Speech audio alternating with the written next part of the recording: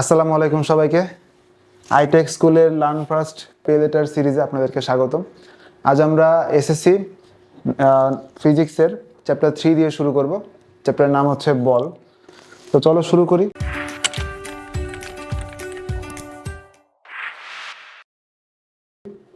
এখানে শুরুতে আমাদের যেটা পড়তে হবে যে জড়তা। জড়তা জিনিসটা কি, যে আমরা যদি খেয়াল করি যে আমাদের টেবিলের উপরে কোনো বই রাখা থাকলে কেউ যদি সেই বই না ধরে তাহলে অনন্তকাল পর্যন্ত কিন্তু সেই বইটা সেখানে থাকার কথা। তো এটা কিন্তু জড়তার একটা বিশেষ এক্সাম্পল বলতে পারি। অর্থাৎ আমরা বলতে পারি যে কোনো বস্তু যে অবস্থায় আছে সেই অবস্থায় চিরকাল থাকতে চাওয়ার যে প্রবণতা সেটাকে আমরা বলবো জড়তা। এটা খুব কিতাবি একটা সংজ্ঞা এখানে লিখে দেওয়া আছে যে পদার্থ যে অবস্থায় আছে সে অবস্থায় চিরকাল থাকতে চায়। এখানে একটা ছবি দেখতে পাচ্ছ তোমরা, যে একটা গ্লাসের উপরে যদি আমি একটা কয়েন রেখে দিই নিচে একটা কাগজ দিয়ে, এবং সেই কাগজটাকে যদি হঠাৎ করে টান দেওয়া হয় দেখবো যে আমি কয়েনটা কি নিচে পড়ে যাবে। তো এইটার মিনিংটা হচ্ছে এইটা যে আমার কয়েনটা এখানে ছিল, তার উপরে কোনো বল প্রয়োগ করা হয় নাই, বাট যখনই আমি কাগজটাকে সরাই দেবো কয়েনটা কিন্তু সেখানেই থাকতে চাইবে। এমন না যে কাগজের সাথে সে কিন্তু বের হয়ে যাবে, এরকম না। তো এটা কিন্তু জড়তার একটা খুব বিশেষ এক্সাম্পল। আমরা এখানে বলছিলাম যে বল নিয়ে শুরু করব। বল শুরু করার আগে জড়তা জিনিসটা সম্বন্ধে একটু জানা দরকার, সেই জন্য এই জিনিসটা বলা। এখন কথা হচ্ছে যে জড়তা আসলে কি মিন করে। তুমি মনে করো যে এখানে একটা কয়েন দিয়ে আমি জিনিসটা এক্সাম্পল দিলাম বা একটা বই দিয়ে এক্সাম্পল দিলাম, ঠিক তেমনভাবে যদি একটা ট্রাকের কথা বলি, যে এই ট্রাকটা রাস্তায় দাঁড়ানো আছে, তো ওই ট্রাকটা না শুরু করা পর্যন্ত ওই ট্রাকটা কিন্তু চলবে না, অর্থাৎ সে কিন্তু ওইখানে থাকবে।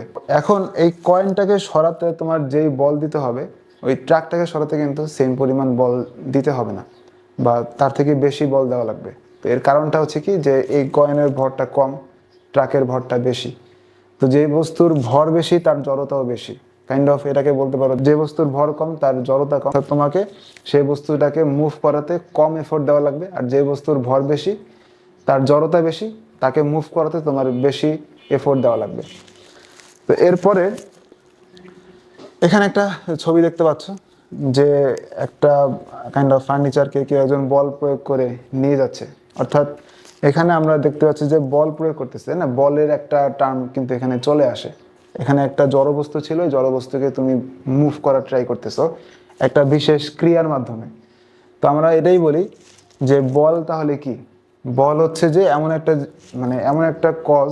আমরা আগে বললাম যে বস্তুটাকে যে আমরা মুভ করব, তোমরা বিগত চ্যাপ্টারে পড়ে আসছো গতি। তো ওই গতি ছিল একটা ফলাফল। তো এই ফলাফলের যে কারণটা, সেই কারণটা হচ্ছে আমাদের এই বল। অর্থাৎ যা কোনো একটা স্থির বস্তুর উপর ক্রিয়া করে তাকে গতিশীল করে বা করার চেষ্টা করে, বা গতিশীল বস্তুর গতির পরিবর্তন করার চেষ্টা করে, তাকে আমরা বলি হচ্ছে বল। তো এমন না যে তোমার এখানে বল প্রয়োগ করলে বস্তুর অবস্থা চেঞ্জ হতে হবে। তুমি দেখা যায় একটা দেয়ালের উপরে বল প্রয়োগ করলে সেই দেয়ালটা কিন্তু সরবে না, বাট স্টিল তোমার এখানে বল প্রয়োগ করা লাগতেছে। তো এখানে এটা সংজ্ঞা দেওয়া আছে, বইয়ের যে সংজ্ঞাটা, যে স্থির বস্তুর ওপর ক্রিয়া করলে তাকে গতিশীল করে বা করার চেষ্টা করে, বা গতিশীল বস্তুর ওপর ক্রিয়া করে গতির পরিবর্তন করে, তাকে হয় স্পিড দেয় বা তাকে একটু স্লো করে দেয়, এই জিনিসটাকে আমরা বলবো হচ্ছে বল। এখন বলের কয়েক ধরনের রূপ আছে। বলের অনেক বলের মনে করো যে কয়েকটা প্রকার তুমি লিখতে পারো। যেমন আমি যদি বলি এখানে ফোর্স বা বল, এই বল আসলে কেমন বা কি কি ধরনের বল হতে পারে। অসংখ্য বল আমরা এই আমাদের বাস্তু জগতে দেখতে পাই। তুমি এখানে বলতে পারো যে স্পর্শ বল একেবারে সিম্পল হিসেবে, বা কন্ট্যাক্ট ফোর্স বলতে পারো,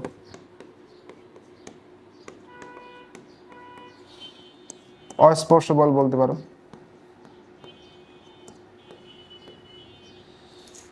আর নন কন্ট্যাক্ট ফোর্স।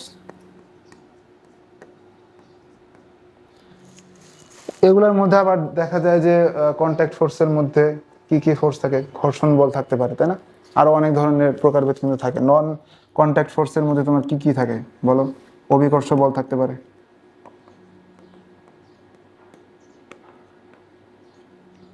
তারপর তোমার থাকতে পারে হচ্ছে কুলম্বের যে তোমার স্ট্যাটিক ইলেকট্রিসিটির যে ফোর্সটা। এই ধরনের আরো অনেক ধরনের প্রকারভেদ কিন্তু তোমার বই পুস্তকে দেখতে পারবা।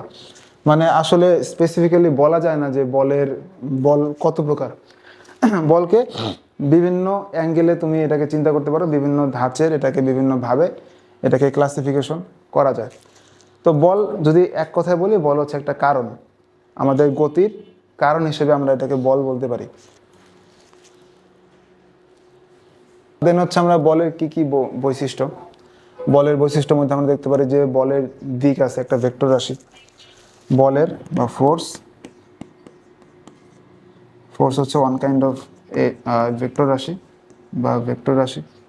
বলের তাহলে মান এবং দিক দুইটাই থাকবে, মান ও দিক দুইটাই থাকবে। অর্থাৎ আমি যখন একটা বলকে প্রকাশ করব তখন তার মান দিয়েও প্রকাশ করতে হবে, তাকে দিক দিয়েও প্রকাশ করতে হবে।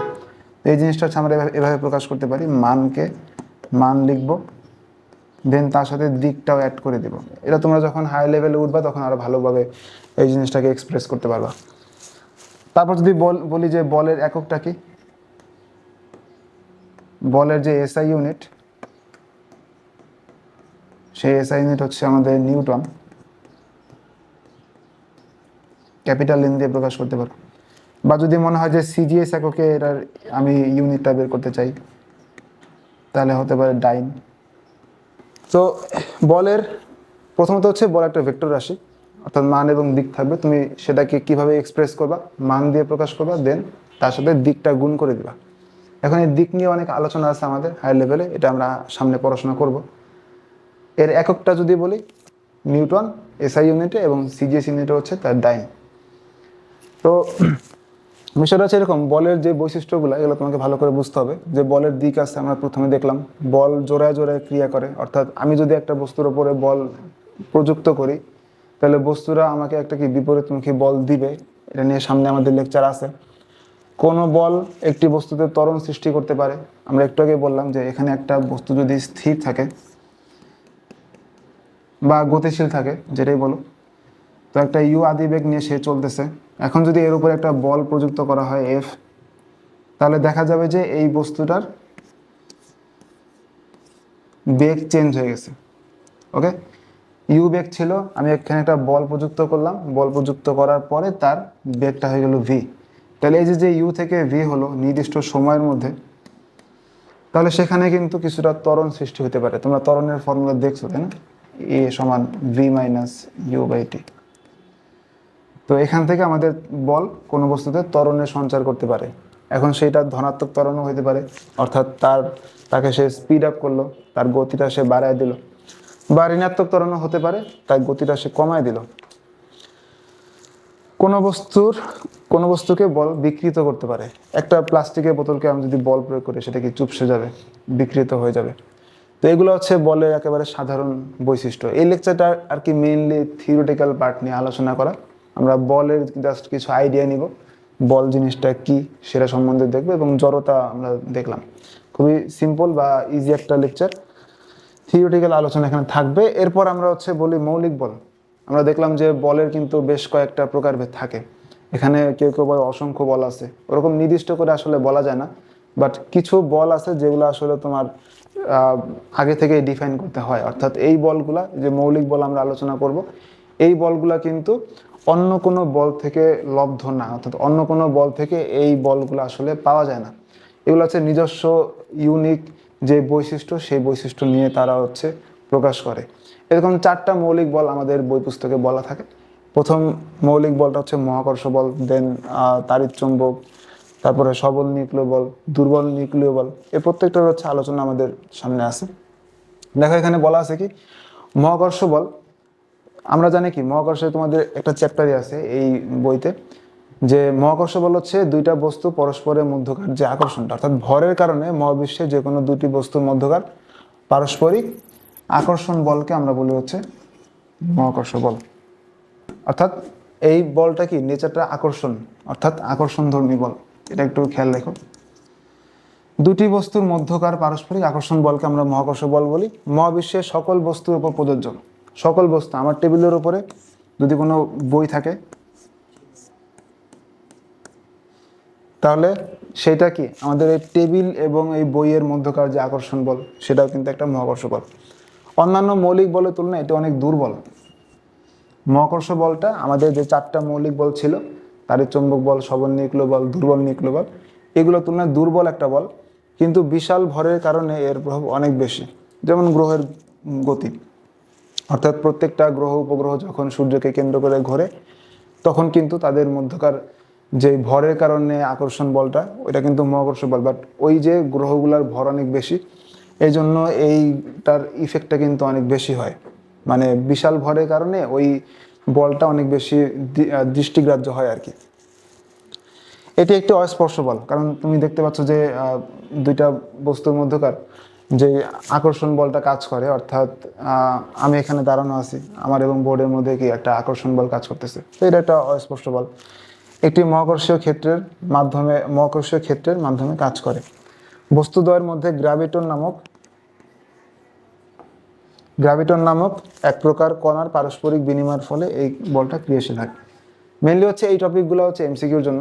তো এমসিকিউতে বেশ কয়েকটা পার্ট আসতে পারে, যেমন আকর্ষণধর্মী বল, দুর্বল বল, গ্র্যাভিটন নামক কণার পারস্পরিক বিনিময়ের ফলে এই বলটা আমাদের অ্যাক্টিভ হয়ে যায়।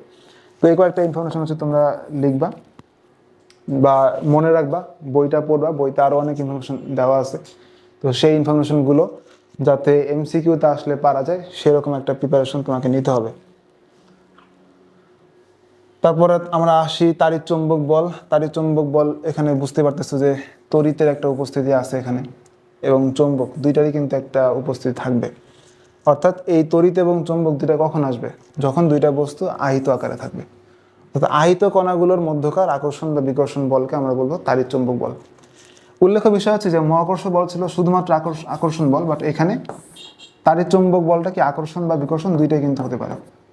অর্থাৎ তড়িৎ এবং চুম্বকীয় ক্ষেত্রের পারস্পরিক ক্রিয়ার ফল। অর্থাৎ একটা তড়িৎ ক্ষেত্র জিনিসটা কি আমরা চ্যাপ্টার 11 বা 10-এ পড়বো। চুম্বকীয় ক্ষেত্র চ্যাপ্টার 12-এ পড়বো। অর্থাৎ চুম্বক ক্ষেত্র হচ্ছে চুম্বকের যে ইফেক্টগুলো বা ধর্মগুলো সেখানে প্রযোজ্য হবে। তড়িৎ ক্ষেত্র হচ্ছে তোমার তড়িৎ বা ইলেকট্রিসিটির যে ইফেক্ট সেখানে কার্যকর হবে। এই জিনিসগুলো হচ্ছে ওই ক্ষেত্রের মধ্যে অ্যাপ্লিকেবল। তো ওইটা আমরা এখন এই মুহূর্তে যাচ্ছি না, আমরা জাস্ট এই ইনফরমেশনগুলো মনে রাখবো, যেটা তড়িৎ এবং চুম্বকীয় ক্ষেত্রের পারস্পরিক ক্রিয়ার ফল। অর্থাৎ তড়িৎ ক্ষেত্র এবং চুম্বক ক্ষেত্রের মধ্যে এই বলটা তুমি দেখতে পারবা। আকর্ষণ বা বিকর্ষণ বল। মহাকর্ষ বলের মতো এর পাল্লা অসীম পর্যন্ত বিস্তৃত। আরেকটা ইনফরমেশন এখানে ছিল যে মহাকর্ষ বলের পাল্লা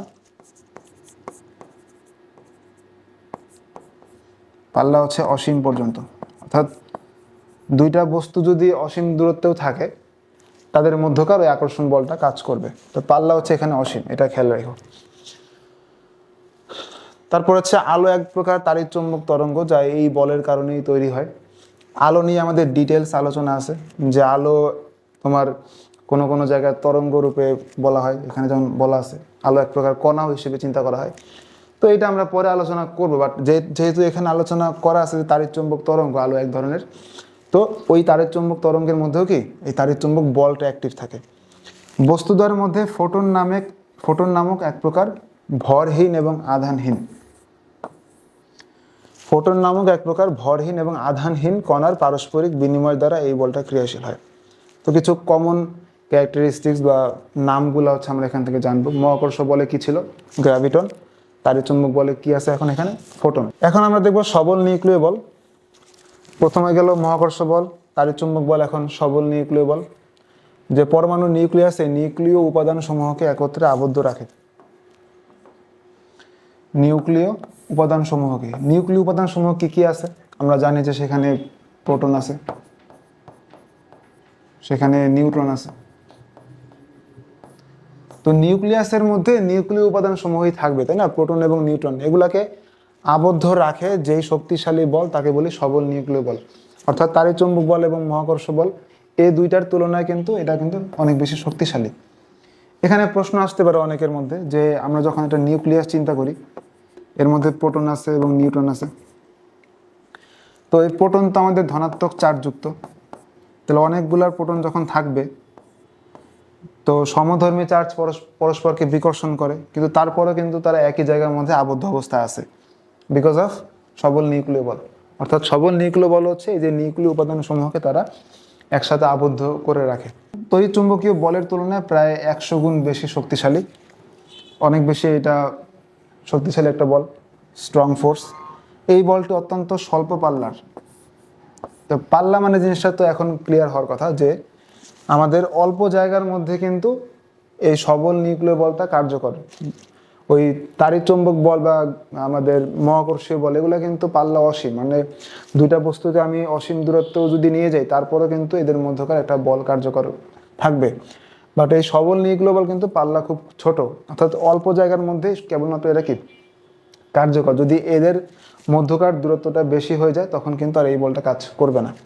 এই জন্য এটাকে আমরা বলি স্বল্প পাল্লার বল, বা প্রায় 10⁻⁻15 মিটার দূরত্বে এরা কার্যকর থাকে। তো বুঝতে পারছো যে 10⁻⁻15 খুবই ছোট একটা ভ্যালু। এই দূরত্বের মধ্যে কেবলমাত্র এই বলটা কার্যকর হয়। সবল বলের বাহক কণা হচ্ছে গ্লুয়ন, অর্থাৎ গ্লুয়ন কণার কারণে আমরা এই বলটা দেখতে পাই, যা কোয়ার্ক নামে আর কি পরবর্তীতে আমাদের নামকরণ করা হয়, হোয়াটএভার। হাইড্রোজেন ব্যতীত অন্য সকল পরমাণুর নিউক্লিয়াসে একাধিক ধনাত্মক চার্জযুক্ত প্রোটন থাকে যারা একে অপরকে বিকর্ষণ করে। তো সবল নিউক্লিয় বল এই বিকর্ষণ বলকে অতিক্রম করে নিউক্লিয়াসকে স্থিতিশীল রাখে, যেটা আমি একটু আগে এখানে বলছিলাম যে আমাদের হাইড্রোজেনে তো একটা প্রোটন থাকে, বাট হাইড্রোজেন ছাড়া অন্যান্য যে সমস্ত মৌলগুলো আছে তাদের কিন্তু মোর দ্যান ওয়ান প্রোটন থাকবে, তাই না? এখানে নিউক্লিয়াসের মধ্যে অনেকগুলো প্রোটন থাকবে। তো যার কারণে দেখা যাবে যে এই প্রোটনগুলা সমধর্মী চার্জ হয়, বিকর্ষণ বল তাদের মধ্যে দেখা যাওয়ার কথা, বাট এই সবল নিউক্লিয় বলের কারণে কিন্তু তারা একসাথে আবদ্ধ থাকে। এরপর আমাদের হচ্ছে দুর্বল নিউক্লিয় বল। দুর্বল নিউক্লিয় বল হচ্ছে প্রকৃতির 4টি মৌলিক বলের মধ্যে অন্যতম, যেটা তেজস্ক্রিয় ক্ষয়ের জন্য দায়ী। অর্থাৎ যদি কখনো এমসিকিউতে তোমাদের আসে তেজস্ক্রিয় ক্ষয়ের জন্য কোন বলটা দায়ী, দুর্বল নিউক্লিয় বল। মহাকর্ষ বলের চেয়ে শক্তিশালী হলেও এটি সবল নিউক্লিয় বল এবং তাড়িৎচুম্বক বলের চেয়ে অনেক বেশি দুর্বল। তাহলে আমরা যখন এই 4টা মৌলিক বল নিয়ে আলোচনা করলাম, এর মধ্যে যদি র্যাঙ্কিং করি যে কোনটা সবচেয়ে বেশি দুর্বল, তাহলে প্রথমত আসবে কি মহাকর্ষ বল, তারপর আসবে হচ্ছে তোমার এখানে দুর্বল নিউক্লিয় বল। কারণ এখানে বলা আছে যে মহাকর্ষ বলের চেয়ে শক্তিশালী হলেও সবল এবং তাড়িৎচুম্বক, অর্থাৎ সবল নিউক্লিয় বল এবং তাড়িৎচুম্বক যে বল তার তুলনায় কিন্তু এটা দুর্বল একটা বল, তেজস্ক্রিয় ক্ষয়ের জন্য এটা দায়ী। ওকে, এই বলের কারণে পরমাণু নিউক্লিয়াসে বিটা ক্ষয় ঘটে। বিটা ডিকে নিয়ে আমাদের আলোচনা আছে, আমি পড়াবো ইনশাল্লাহ। তো বিটা ক্ষয়ের জন্য এই বলের কারণে কি বিটা ক্ষয় হয়, যেখানে একটি নিউট্রন প্রোটনে বা একটি প্রোটন নিউট্রনে রূপান্তরিত হয়। এই রূপান্তরের ফলে কিন্তু তেজস্ক্রিয়তা আমরা দেখতে পাই, অর্থাৎ কোনো মৌল কিন্তু স্থায়ী না, এরকম একটা বিষয়, যেটা অলওয়েজ এখানে তোমার ক্ষয় ঘটে, প্রোটনটা তোমার দেখা যায় যে নিউট্রনে রূপান্তরিত হয় এরকম। সবল বলের মতো দুর্বল বলেরও পাল্লা অত্যন্ত কম, অর্থাৎ দুইটা বলের মধ্যকার যখন আমি দুইটা বস্তুর মধ্যকার যখন আমি দুর্বল নিউক্লিয় বলটা দেখব, তখন কিন্তু ওই দুইটা বস্তুর মধ্যকার দূরত্বটা খুব কম হওয়া লাগবে, অর্থাৎ পাল্লা খুবই কম। এটা শুধুমাত্র অতি পারমাণবিক দূরত্ব, অর্থাৎ 10⁻⁻18 মিটার এদের মধ্যে কাজ করবে। তো আমাদের সবল নিউক্লিয় বলে কি ছিল? সবল নিউক্লিয় বলে ছিল 10⁻⁻15 মিটার তার পাল্লাটা। দুর্বল নিউক্লিয় বল হচ্ছে 10⁻⁻18 মিটার। মহাকর্ষ বল এবং যে আমাদের তাড়িৎচুম্বক বলটা, তাড়িৎচুম্বক বল, সেখানে কিন্তু আমাদের পাল্লা ছিল কি অসীম পর্যন্ত। এই বল হচ্ছে W+W- এবং জেড বোসন নামক ভারী কণা দ্বারা বাহিত হয়। তো আমাদের বলের এই 4টা মৌলিক বল নিয়ে আজকে এই ক্লাসটা ছিল। আমরা যদি একটু রিভাইজ করে আসি, প্রথম ছিল মহাকর্ষ বল, এটা হচ্ছে আকর্ষণ বল। দুইটা মহাবিশ্বের সকল বস্তুর উপর এটা প্রযোজ্য, এটা অত্যন্ত দুর্বল। দেন হচ্ছে এটা অস্পর্শ বল, গ্র্যাভিটন নামক এক প্রকার কণার পারস্পরিক বিনিময়ের ফলে এই বলটা কার্যকর হয়। দেন আমরা দেখলাম যে তাড়িৎচুম্বক বল, আহিত কণাগুলোর মধ্যে শুধুমাত্র এই বলগুলো আমরা দেখতে পারবো। মহাকর্ষীয় বল ছিল দুইটা বস্তুর মধ্যকার তোমার আকর্ষণ বল, বাট তাড়িৎচুম্বক বল কি আহিত কণাগুলোর মধ্যকার আকর্ষণ এবং বিকর্ষণ দুইটাই কিন্তু এখানে হবে। তড়িৎ এবং চুম্বকীয় ক্ষেত্রের মধ্যে এই জিনিসটা আমরা দেখতে পারবো। মহাকর্ষ বলের মতো এ পাল্লা অসীম পর্যন্ত বিস্তৃত। দেন আলো হচ্ছে এখানে একটা এক্সাম্পল দিয়েছে, যে আলো এক ধরনের তাড়িৎচুম্বক তরঙ্গ, যা হচ্ছে এই বলের কারণেই তৈরি হয়। দেন হচ্ছে ফোটন নামক এক প্রকার ভরহীন এবং আধানহীন কণার পারস্পরিক বিনিময় দ্বারা এই তাড়িৎচুম্বক বলটা ক্রিয়াশীল হয়। তারপর আমরা দেখলাম যে সবল নিউক্লিয় বল নিউক্লিয় উপাদান সমূহকে আবদ্ধ রাখে যেই বল, তাকে আমরা বলবো সবল নিউক্লিয় বল। এটা হচ্ছে তড়িৎ চুম্বকীয় বলের থেকেও 100 গুণ বেশি শক্তিশালী। স্বল্প পাল্লার তোমার বলা হয় যে 10⁻⁻15 মিটার গ্লুয়ন নামক কণাগুলার কারণে এই বলটা পাওয়া যায়। তারপর আমরা দেখেছি যে দুর্বল নিউক্লিয় বল। দুর্বল নিউক্লিয় বল আমরা দেখলাম তেজস্ক্রিয় ক্ষয়ের জন্য দায়ী। শক্তিশালী হচ্ছে মহাকর্ষীয় মানে বলের চাইতে এটা শক্তিশালী, বাট অন্যান্য যে বলগুলো তার তুলনায় এটা অনেক দুর্বল। বিটা ক্ষয় ঘটে এর কারণে। এর পাল্লা অত্যন্ত কম। অতি পারমাণবিক দূরত্ব যেটা আমরা বলি 10⁻18, এইটার মধ্যে হচ্ছে এই পাল্লাটা কাজ করে, বা এই পাল্লার মধ্যে তোমার এই যে দুর্বল নিউক্লিয় বলটা কাজ করে। অ্যান্ড হচ্ছে তোমার বোসন কণা যেগুলো WZ বোসন, এগুলা এই ধরনের ভারী কণাগুলো দ্বারা এই বলটা তোমার কার্যকর হয়। তো আজকে ছিল এই পর্যন্ত। তোমাদের যদি মনে হয় যে এই লেকচারের PDF তোমাদের লাগবে, তাহলে এই ভিডিও ডেসক্রিপশন অথবা আমাদের অ্যাপের ফাইল সেকশনে তোমরা পেয়ে যাবে। এবং ফিজিক্সের বেসিক টু অ্যাডভান্সের সকল আপডেটেড ক্লাস তোমরা পেয়ে যাবে আমাদের আইটেক স্কুলের অ্যাপ বা ওয়েবসাইটে। তো দেখা হচ্ছে পরবর্তী লেকচারে। আজ এই পর্যন্তই। আসসালামু আলাইকুম।